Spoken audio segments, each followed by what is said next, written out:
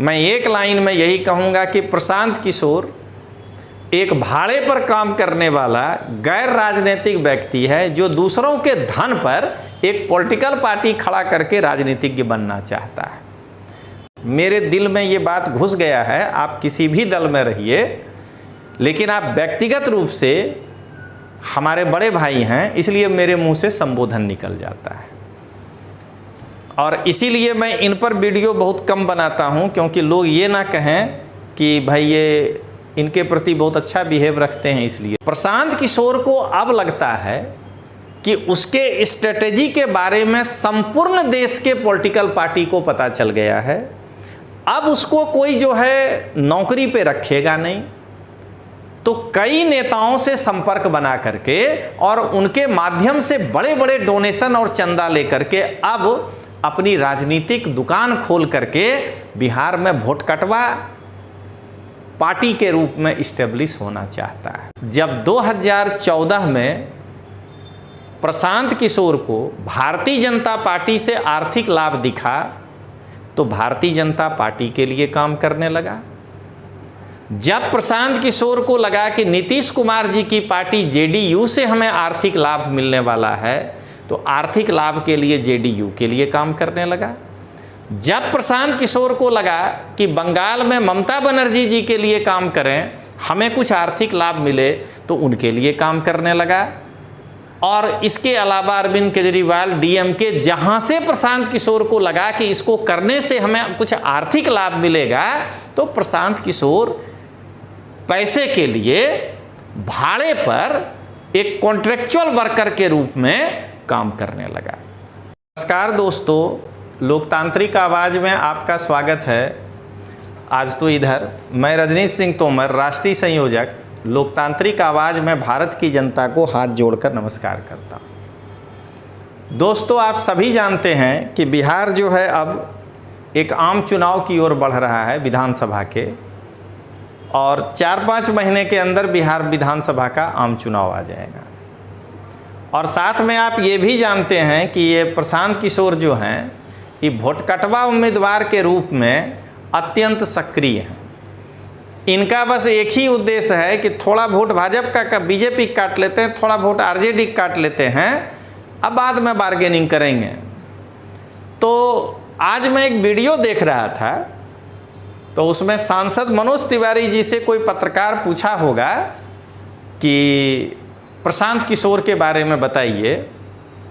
तो आप सभी जानते हैं कि मुझे पब्लिकली भी बोलने में कोई दिक्कत नहीं है। मैं सांसद मनोज तिवारी जी को मनोज भैया ही बोलता हूं।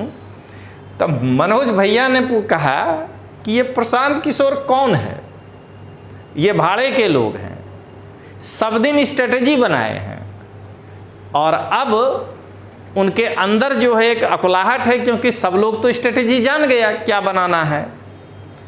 तो ये बहुत अच्छी बात कहे, इसी पर आज हम चर्चा करेंगे। कई जगह पार्टी से हटकर एक व्यक्तिगत संबंध होता है। मैं लोकतांत्रिक आवाज़ में हूँ, मैं बीजेपी का ना तो निष्क्रिय ना तो सक्रिय या कोई भी मेंबर हूँ, लेकिन आज से लगभग 1.5 साल पहले जब मैं दिल्ली के संगम विहार झड़ौदा में लोगों को प्रॉब्लम आया था, अरविंद केजरीवाल उनके घर को तोड़ने के लिए जो है नोटिस भिजवाए थे, तो उसी समय मैं उनके तरफ से पहली बार मनोज भैया से मिला था। हर आदमी का देखने का अपना दृष्टिकोण होता है, हर एक व्यक्ति का, लेकिन मैं जब इनसे मिला तो उसी दिन मैंने ये निर्णय लिया कि ये हमसे उम्र में बड़े हैं, मैं इनको मनोज भैया ही कह के बुलाऊंगा। हमसे 2 साल के बड़े हैं उम्र के हिसाब से। तो कई बार इन्होंने मतलब कि हमें भी भैया कहने का प्रयास किया, हम हाथ जोड़ लिए कि नहीं। मेरे दिल में ये बात घुस गया है। आप किसी भी दल में रहिए, लेकिन आप व्यक्तिगत रूप से हमारे बड़े भाई हैं, इसलिए मेरे मुंह से संबोधन निकल जाता है। और इसीलिए मैं इन पर वीडियो बहुत कम बनाता हूं, क्योंकि लोग ये ना कहें कि भाई ये इनके प्रति बहुत अच्छा बिहेव रखते हैं इसलिए। लेकिन आज प्रशांत किशोर के चरित्र को जब मनोज भैया उजागर कर दिए तो लोकतांत्रिक आवाज के राष्ट्रीय संयोजक के रूप में मेरी ये जिम्मेदारी बनती है कि उसको मैं थोड़ा और एक्सप्लेन कर दूं। जब मनोज भैया वेद की रचना कर ही दिए इनके बारे में तो उसको जरा उपनिषद तक पहुंचा दिया जाए। तो दोस्तों सबसे पहले समझिए कि प्रशांत किशोर कौन है। मनोज भैया ने प्रश्न खड़ा किया, मैं बताता हूं। प्रशांत किशोर एक विदेश के संगठन या यूनिवर्सल संगठन कहिए, मैं इसको फिर से सुधार देता हूं। प्रशांत किशोर यूएनओ जैसे संस्थान में काम करने वाला एक मुलाजिम था। एक दो अच्छे लेख के द्वारा नरेंद्र मोदी साहब के नजदीक आ गया और 2014 के चुनाव में स्लोगन लिखना, स्ट्रेटेजी को तय करना, इस तरह का कार्य करने वाला एक व्यक्ति है। मैं आज मनोज भैया के उस प्रश्न पर कि प्रशांत किशोर कौन है, मैं बताना चाहता हूं कि प्रशांत किशोर कोई राजनीतिज्ञ नहीं है। प्रशांत किशोर में कोई भी गुण राजनीतिज्ञ वाला नहीं है।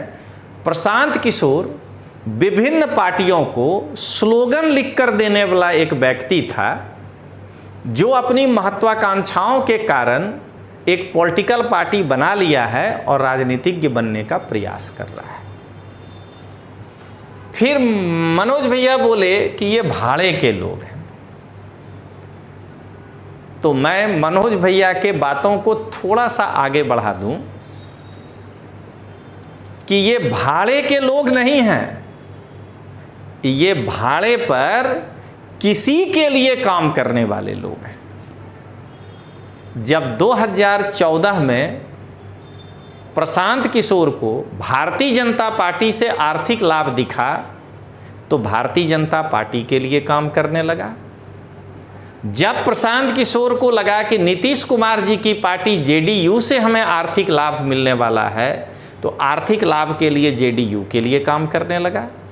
जब प्रशांत किशोर को लगा कि बंगाल में ममता बनर्जी जी के लिए काम करें, हमें कुछ आर्थिक लाभ मिले, तो उनके लिए काम करने लगा। और इसके अलावा अरविंद केजरीवाल डीएमके, जहां से प्रशांत किशोर को लगा कि इसको करने से हमें कुछ आर्थिक लाभ मिलेगा, तो प्रशांत किशोर पैसे के लिए भाड़े पर एक कॉन्ट्रेक्चुअल वर्कर के रूप में काम करने लगा। मनोज भैया यहां बिल्कुल सही बात बोले। और अंत में मनोज भैया ने एक लाइन कहा इस पर कि ये अभी सबको स्ट्रेटेजी बता दिए हैं, सबको पता चल गया स्ट्रेटेजी, तो अब बिना नया स्ट्रेटेजी के कोई कैसे स्वीकार करे। मैं आज मनोज भैया के उस वचन का कि प्रशांत किशोर की स्ट्रेटेजी सबको पता चल गया पूरा समर्थन कर रहे हैं।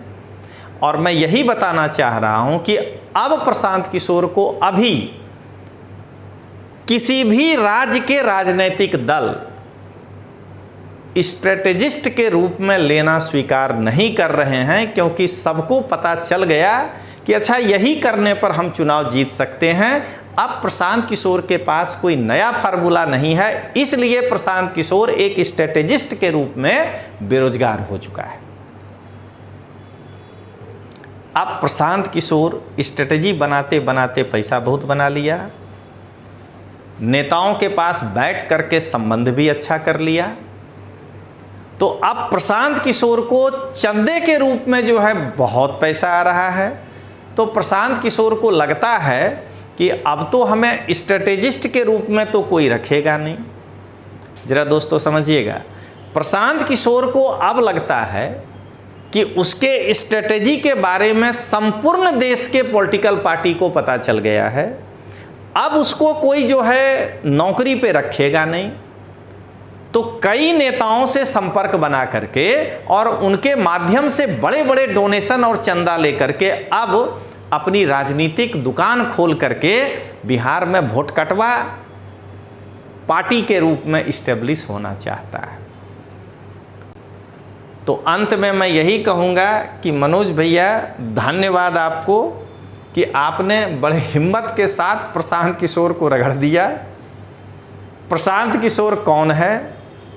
मनोज भैया के प्रशांत किशोर कौन है के जवाब पर मैं एक लाइन में यही कहूँगा कि प्रशांत किशोर एक भाड़े पर काम करने वाला गैर राजनीतिक व्यक्ति है जो दूसरों के धन पर एक पॉलिटिकल पार्टी खड़ा करके राजनीतिज्ञ बनना चाहता है। तो चलिए दोस्तों, मिलते हैं हम लोग अगले वीडियो में। तब तक के लिए जय हिंद, जय बिहार।